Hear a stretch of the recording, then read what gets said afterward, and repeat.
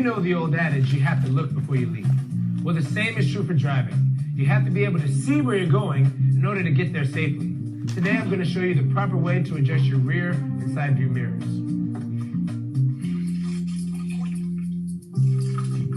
It seems easy enough. You adjust your mirrors so that you can see behind you and everything's great. But I'm going to show you a technique so that you can see into those blind spots coming up from the rear and beside your car. Now, the proper way to adjust your driver's side mirror is to lean your head all the way over until you just about touch the glass, like this. Then adjust your mirror until you see just beyond your car. Just that little sliver? Yeah, you shouldn't see that. You're going to adjust just beyond that. That's going to allow you to see just beyond the blind spot on the driver's side of the car. You don't need to see your car, but you do need to see the lane next to you and see the car that's in it. Now for the passenger side mirror, you want to lean over towards the center of the car as far as you can, and then adjust your mirror again so that you see just beyond the side of your car. This will allow you to see into the 3/4 view blind spot on your passenger side.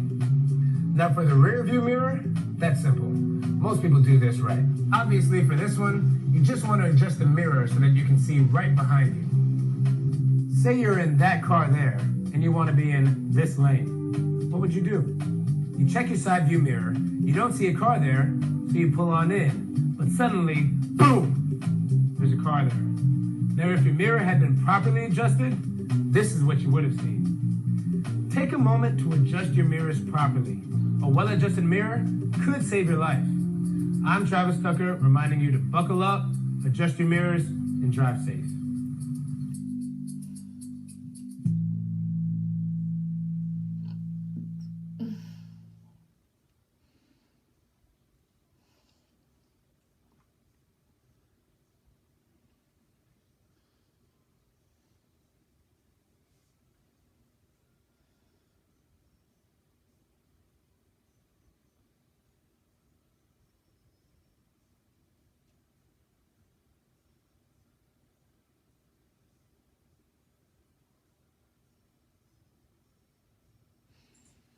All right, so you all heard that, got the point.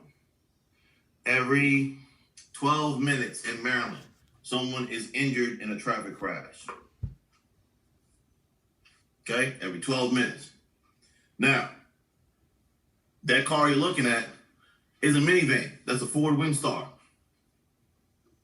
Okay, big minivans, Toyota Siennas, Odysseys, same size.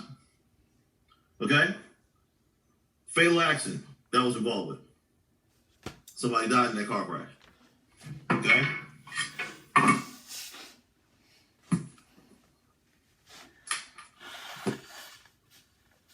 Now,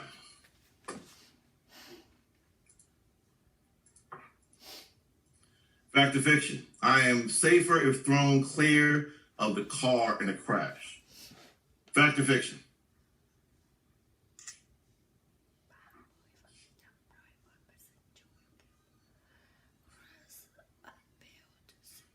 Fiction. There you go. Thank you. All right. If the car catches fire or is submerged in water, I cannot get out.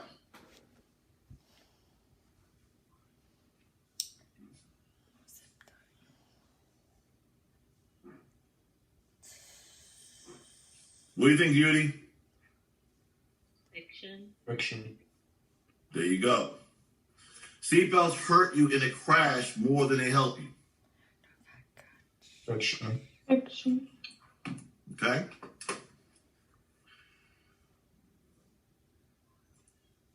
And on average, more than 120 unbelted drivers and passengers are killed every year in Maryland. Fact or fiction?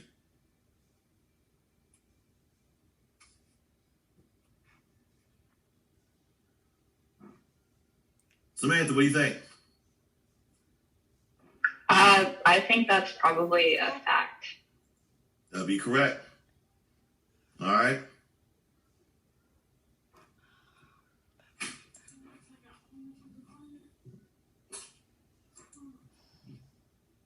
Approximately 38% of drivers and passengers killed in motor vehicle crashes are unbelted. Fact or fiction?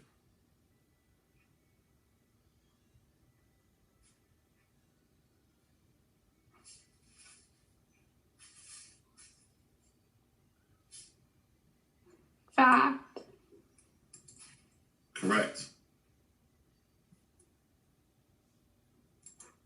All right. My son, full of life. He was energetic. He was very athletic and outgoing. And he had one of those smiles that just made you want to forgive him even when he did the most amazing or knuckleheaded things.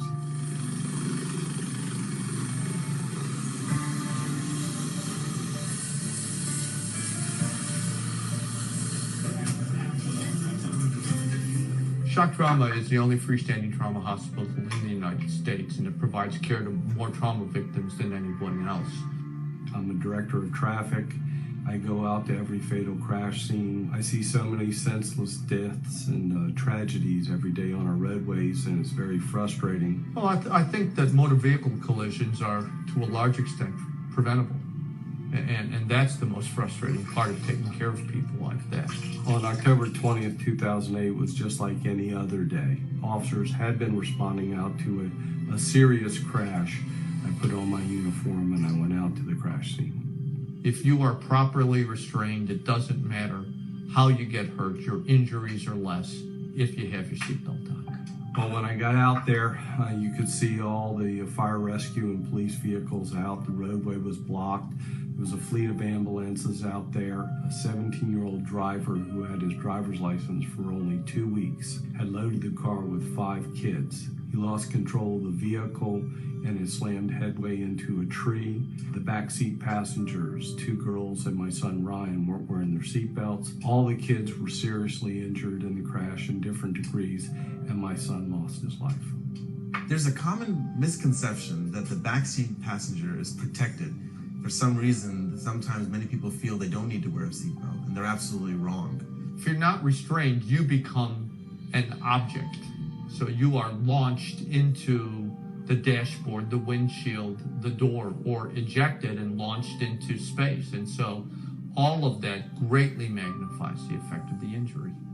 Now, having done this job for over 20 years, we've been to shock trauma. I've been to hospitals hundreds of times. I saw the doctor come out of the elevator, and you could see in the doctor's eyes that he was coordinating what he was going to say prior to saying it. For us, it's the worst part of the job because that didn't have to happen. And when we explain to them that it could have been prevented, it's shocking. I've seen families pass out as they're trying to process what's happened to their loved one. That's the hardest part of what I do. Now, Ryan had the misfortune of being the son of 2 police officers, so I would have bet that he was always wearing a seatbelt, but on this tragic night, we recognized that he must have got in backseat of a car with his peers between 2 girls and failed to do what he used to always do, which was buckle his seatbelt. A momentary lapse caused him to lose his life. It takes less than a second to click it, and it's unfathomable for trauma surgeons when we see these patients coming in through our doors to say this could easily have been prevented. Seatbelts work. They work after you make a mistake, and we know that when they're worn and worn correctly, they will save your life and possibly prevent injury. We are all working towards 0 deaths in Maryland because every life counts.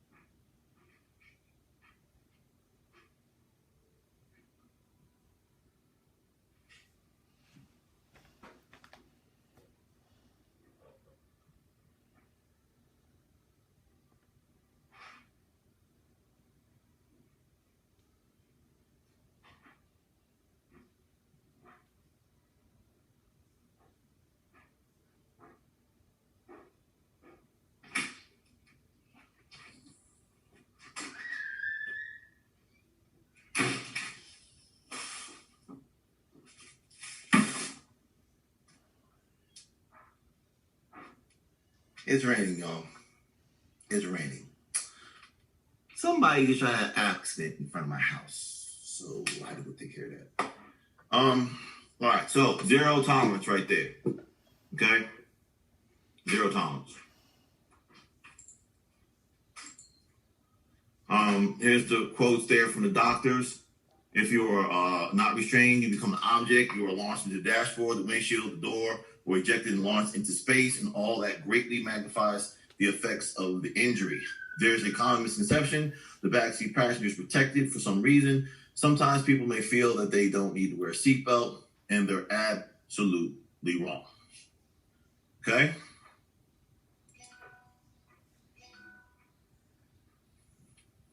Seatbelts work. They work after you make a mistake. When you know that when they're worn and worn correctly, they will save your life and prevent serious injury.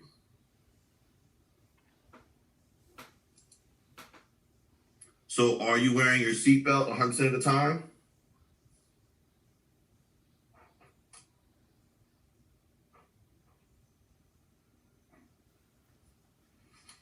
You should be. Okay? You should be. Now that you know to wear a seatbelt, how do you properly wear a seatbelt? Well, the lap belt should be snug across the hips. Adjust the center post for your height. If the vehicle is so equipped, belt over the top of your shoulder and across the center of your chest to distribute force to the event of a crash evenly. All right. Keep the seat upright position. Avoid sliding out of the seat in a frontal crash. All right. Right here, got two pictures. Okay. The one in the bottom on the left. You look at her hip. Her hip is loose. It's so when something happens, she can slide underneath the belt and end up under the steering wheel. So it's got to be snug to the hip area, not the belly, not the thighs, right? The hip area. That's where your seatbelt needs to be. All right. Now you see that her cross belt. Okay. The cross belt should not be anywhere but across your chest. It's under her arm right now. In the event of a crash, say goodbye to her rotator cuff. She has no more shoulder.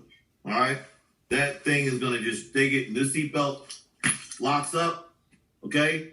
It just, and you know, guys use these seatbelts when they're out of service to lift engines and stuff. It's a cheap strap. You can tow a car with a seatbelt. That's how wovenly strong these belts are. So if you've got it loose and this thing does one of these, oh, it's snapping. All right. So you want to make sure that it's properly worn. It should be right across your chest. All right. Now notice where I place it over my shoulder. Okay. It's going to be right in the middle of the shoulder, right here, not to the side of the corner, and not up by your neck. Okay. You shouldn't be up here. You don't want to be up like this. You want it right over your shoulder blade right here. This is your strength point, and it keeps your body straight. Once it's there, it goes across your chest. Right over the middle, down to the side. That's the proper way to use a seatbelt. Okay?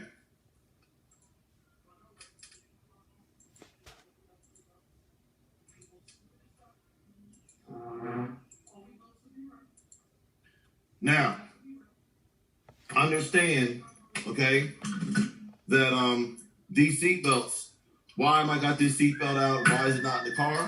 Well, this was in my car, and when it went through inspection, it failed because this seatbelt is not considered safe to be operational because it's worn on this end here. I don't know if you can see it, okay? See how it's frayed there on the end? That's what it should look like. There's nice sharp woven in there. So because of this impact point right here, it's considered unsafe. No longer usable. Okay? And so doing your pre-trip, you're gonna buy a car, you're gonna use your friend's car. That's something you may want to know about. Plans to that seatbelt, oh, this thing, okay. Don't think I'm gonna drive this car. Okay? And that's what you want to look for. Okay? Safety seats, infant seats, forward-facing seats, under 8 years old must be secured. Okay? Too big for a booster. Under 12 years old, safest place in the back seat. All right? So that's what we're doing there. All right. Seatbelts and car seats. The law, according to Maryland law, who must wear a safety belt when anyone learning permit, provisional license, or full license is driving? Are seatbelts primary or secondary violations? And what is the current penalty for not wearing a safety belt? Well, I think it's like $80 is a ticket. Okay. Now, are the seatbelts primary or secondary? Well, it goes to this question right here. If you're the driver, okay, so I've got Mia driving the car. She goes, she's gonna go pick up Kennedy and Jordan. Okay? Well, Jordan's in the back seat. A cop pulls over and says, you know I pulled you over? No, well, I'll say no. Anyone sitting in the front seats, driver or passenger, is considered a primary ticket. That means the cop can just look at you, pull you over, no questions asked. Secondary means that the backseat passenger, who is Jordan, they have to pull you over for something else, and then, oh, by the way, give you the ticket for it. So because he's driving, Mia's driving, and who did I say? I think it was Kennedy was in the passenger seat, and Jordan's in the back seat. Well, Kennedy doesn't have her seatbelt on. That's a primary ticket. Then he looks at, oh, by the way, Jordan doesn't have his seatbelt on. That's a secondary ticket. But Mia has her seatbelt on. So guess what happens? Kennedy gets a ticket, Jordan gets a ticket. And Mia gets tickets for those two not having their seatbelt on. Yes, you, the driver, are responsible for that vehicle. So you get the ticket for the other person not having the seatbelt on, even if you have your seatbelt on like Mia does. Okay? Everybody got that? Okay. Whew. Now, airbags protect against head and chest injuries, designed to work with safety belts, not to replace them. Should adjust for minimum 10 inches of clearance between the chest and steering wheel. I covered that. We talked about it. I think we're good there. All right. Getting started, vehicle control equipment. Here's your steering wheel. Yes, I have a steering wheel like this in my Volkswagen. All right. It's a horn and a steering wheel. It's designed to do one thing: direct the car. There's no airbags. There's no buttons on it. No control for the radio. Nothing. It's just a steering wheel with a horn. Okay. Now, here is your parking brake. Okay. That's in the center. All right. The picture here in the middle has three. The one in the middle is your brake. This one is your accelerator. And this one, I believe, is it looks to be your parking brake. Okay? It's the parking brake that is going to be up underneath the dashboard where your left foot pushes down on it. Some of them engage by pushing on them. Some engage by disengage by a lever that you pull. Okay? So that's what's going on there. All right? This is going to be your cruise control, and here is going to be your shift lever. All right? Now, what does the steering wheel allow you to do? A lot of different things nowadays. Like I said, I have a Volkswagen. It has a steering wheel just like this. All right? It's designed the direction of the car. But nowadays, you can go direct the vehicle, maintain control of the vehicle, Bluetooth, GPS, radio settings, cruise control. Everything is right here. This Mazda here has a lot of buttons. That's one of those steering wheels. You look at the bottom, it has a button. That steering wheel is heated. Okay? That's a heated steering wheel. Okay? And probably cooled. All right? You can actually, from some of these steering wheels, operate your cell phone. Yes, you can access your cell phone from some of these steering wheels. So these steering wheels nowadays do a whole lot more than just direct the car. Okay? And you gotta know how to use it. You can't be driving and looking, oh, what's this button do? Your head's gotta be here. You gotta know what the car is doing. All right?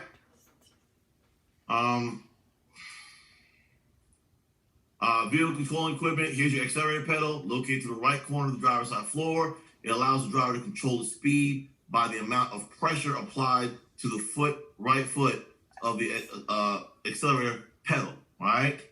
Your brake pedal is located to the left of the accelerator. allows the driver to stop the vehicle. Stopping distance is determined by the amount of pressure a driver applies and the amount of friction on the road. All right. The parking brake, again, designed to hold the vehicle in place. What does it do? What's the definition of parking brake?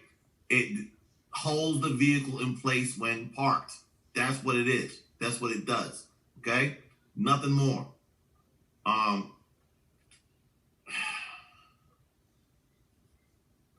Why do my parents call the parking brake the emergency brake? All right. The parking brake usually operates using cables and not the hydraulic braking system. It can also be used to help slow the vehicle if the hydraulic or ABS brakes fail. Okay, so everybody, look at your pinky finger. Just take your pinky finger and look at it for a second. Okay? Now, the reason why, Imani, you looking at your pinky finger? There you go. I almost see that. There you go. I can see that pinky finger now. The NBA is they're just bat crazy over your parking brake because they're afraid that your pinky finger here, okay, is symbolic of catastrophe that's coming. Now look at your pinky finger. I got a big one, all right? If you got a smaller pinky finger and it's thin, here's why I got your pinky finger up. The pin that holds your transmission in park is no bigger than your pinky finger. So think about that. There's a steel pin that's no bigger than your pinky finger. So when you're driving a big old SUV that weighs 7,000 to 8,000 pounds, that transmission is being held into place by a pin that's probably no bigger than your pinky finger. So the NBA is all, because we're going to have transmission Armageddon. All the pins are going to break and cars will go everywhere. I haven't seen one get sheared off yet unless it's been hit by something. But in the event that it should happen, your parking brake holds the car still. You guys got it? So when you get behind the wheel, you're going to hear me talk about why you should do certain things in the car. You look at this pinky finger now, and it gives you a new perspective. But also, you're looking at it like, so I got to do what? Because you're afraid of what? Okay. Why do your parents or older people, anybody who you say you call the emergency brake, why do they call it an emergency brake? That reference is really from they've had access to driving a stick shift. Majority of you here, if I asked you if you drive a stick shift, if you knew what a stick shift was, I may get a couple of you like, okay, I know what it is. Okay? So guess what happens? Driving a stick shift, the parking brake is your emergency brake because it's not only holding the car, it actually they were actually designed with thicker cables because in the event that your stick shift was to go and people who drive stick shifts leave the car in neutral. They leave it in neutral gear. You won't mess up your transmission. So you pull the emergency brake. It keeps the car still in park, and if something should happen, you can yank it and slow the car down or stop it. So traditionally, that's what the parking brake / emergency brake was used for. Okay? That's in the past. I'm giving you information. Now, currently, what do you need to understand about this? It is no longer called the emergency brake because the majority of everybody drives an automatic transmission. So with the automatic transmission, you just put it in park, you pull the lever, it holds the car in park. You're done. That's it. Okay? Malachi, got it? I ain't heard your voice yet tonight, man. I was wondering if you're going to speak up tonight. Yeah, I told you I was getting vaccinated, and I came like an hour. Yeah, I know. I got you. I got you. That's pretty on. All right. But listen, so that's what the deal is, all right? Here, vehicle control equipment. You got your shift lever, all right? P stands for park, all right? You put the P, that's where that pin, your pinky finger, goes inside the transmission, hold it still, okay? Now, the vehicle will not move in park. You can only remove the key after you place the vehicle in park, okay? Now, reverse. Used to back up, never put the vehicle in reverse when it is moving forward.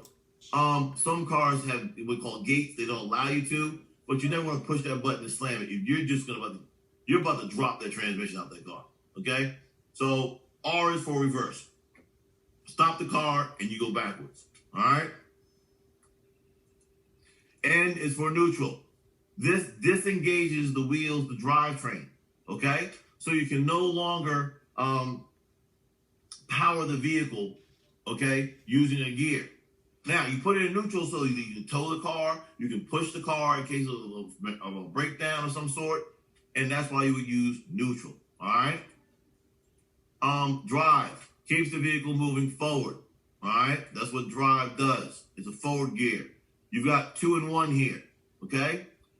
Usually used when towing something or in inclement weather. Okay. I meant to bring it. Maybe during break, I'll grab it because I have a shift lever control that has all 4 gears on it. Okay. D4, D3, D2, D1. All right. Now, D2, D1, 2 and 1. These lower numbers. The smaller the number, the lower the gear. The reason why you have those gears is so that in the event something's happened, 1, you can slow the car down using its own transmission. 2, in inclement weather, or if you're towing something that's heavy, you put it in a lower gear and it churns slower with more torque so you can pull or do what you need to do. All right? So the transmission is less likely to spin the tires of your car. Now, why is there a circle around the D? Can anybody tell me why that circle around the D is for?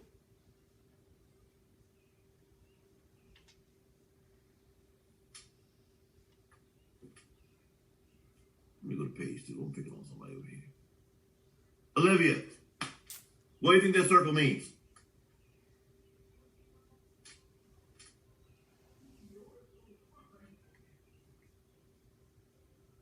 Come on, Olivia. Wait, what did you say? What is that circle around the D on that shift lever? What does it mean? What do you think it means? Drive. Okay, Asha, what do you think it means? I think it means drive too. That's what it stands for. Okay. So what happens there is that circle around the D is alerting you that you are in the drive mode. Okay, you're going forward, you're driving forward, but you have access to all of the gears in the transmission. It actually stands for O for overdrive. Overdrive means that you have all the gears. So if you have a 5-speed transmission, you have all 5 gears. If you have a 4-speed, you have all 4 gears. Okay? So D2 means you only have 2 gears available. D1 says only 1. Now, a lot of automatic transmissions will have a button. So they don't have a 3 there because what you're able to do is there's another button on the shift lever that you push it, it disengages the overdrive, which is your top highest gear. Okay? So then you just drive the D, which if you're 5-speed, it would be the 4th gear. It drops down to only the first 4 gears. All right? Everybody got what I'm saying? Understand what that is? So when you go to the automatic now and you look down, there's a D with a circle, you'll know, oh, that's overdrive. Okay. Mr. May told me about that. I have access to all my gears. So sometimes people will drive with the overdrive off. They get on the road, they start going higher speeds, and they're calling around, someone want to transmit the car? No, you got the overdrive clicked off. That's all it is. And you don't want to drive on the highway with the overdrive off, by the way. You don't want to do that. Unless you really have to. You don't want to do that. Okay? Cruise control is only be used on highways. It allows the driver to maintain speed without having to hold the accelerator down. It should not be used in heavy traffic or wet or slippery roads. Okay, so bad weather, we're not using cruise control. All right. Each vehicle has slightly different cruise control features. Yes, you have to know how your car operates. Some have levers, some have push buttons, some have 1 stalk, 2 stalks, or 3 stalks. So you can do all sorts of things with it. You have to know how your particular car operates and uses these things. Okay? Question about the cruise control. Yep. When you turn it on, it maintains and you don't have to hold the accelerator. But when you turn it off, how do you have to meet the accelerator where the speed was? Or will the car gradually slow down? Okay. So what happens is, Francisco, there's a concept called coasting that I talked about when behind the wheel. Okay. Mm-hmm. So what's going to happen is the car's going to coast. It's going to operate under its own momentum. So it's not going to stop. it's just gonna roll until you do something. So when you put your gas pedal on, you don't have to smash it. You nicest, gradually get into it. Okay? And the same thing with the brake. You just gradually get into it. Okay? And that's how you do that. All right? So, oh, by the way, you're dancing with your car. Just so you know, when you're driving, you're gonna hear me talk about this a lot. You're gonna be dancing with your car. If you don't think your car has feelings or it talks to you, I will make the case it does. Okay? So, Cameron, you're gonna be driving. Get used to Bob. Bob's your friend. You don't dance with Bob correctly, you'll be off the dance floor. You see what I'm saying? All right.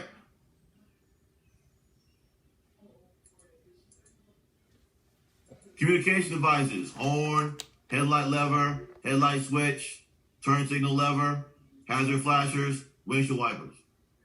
Okay? These are the things and how you communicate. Now, windshield wipers, I don't know why they put a communication device. I guess they're trying to let somebody know that you can't see, but they put it there. We're going to go with it. Okay? Headlight levers. Now, based on these pictures, I can tell a lot about these cars. Okay? The headlight lever right here on the end. This end piece that swivels is called a nipple. Okay? So you turn the nipple up and down to put your lights on. Okay? The headlight switch here, now notice it's on the stalk, the left stalk. Okay? This stalk is your turn signal. It goes up, right, down, left. Okay? On this car, the headlight switch is on the dash on the left side. So the location of the headlights tells me this is probably an Asian market car. Toyota, Honda, Nissan, Hyundai, Kia, Mazda. All right? One of those cars. The dashboard, this one tells me it looks probably like it's going to be the GM variety, but it's usually an American car. Okay? So the location of the headlight switch tells me what kind of car I'm looking at. Okay? The turn signal, all right, lever. Right here, you can see there's your nipple. This tells you your lights, okay? This stalk here is telling you not only use a blinker, you probably operate your emergency lights function here also. Down is left, up is right, okay? Here's your horn. It's right there. Some of you have the button. Some of you have the center. Figure out your particular car. All right. Hazard flashers. Again, very, very small detail. All right. Devil's in the details here. Where that is dead center of the center console, above the AC, below the infotainment system, which is the screen that's right above there. So I pretty much know that this is going to be in another American car. Okay. Just the location of this hazard light, I can tell you, with good confidence, right around where that car is made from. Hondas are usually at the top or to the left. All right. Toyotas usually top or to the right. So when I see top left, top right, Hondas will be on this side, where Toyota will be over this side. Okay. And so that's what you're looking at. And I'm just telling you, just by equipment, you can tell what's going on with your car. All right. Now, comfort devices, heating and air conditioning, seat warmers and coolers, sound system, sun visors. These are all comfort devices. Believe it or not, you had to pay extra to get those things in your car. So who's driving a car without a sun visor or a seat warmer or cooler or a sound system or AC? Who's driving that car? No, nobody raised their hand. Mia, you won't drive the car? It's a car. It's got 4 wheels and steering wheel. You can drive it. You maybe would. So believe it or not, the sun visor was actually an option for the passenger side. It wasn't standard. Okay? And for those of you, I would bring up the side mirror, the passenger side mirror, was an option. You had to pay extra for that mirror.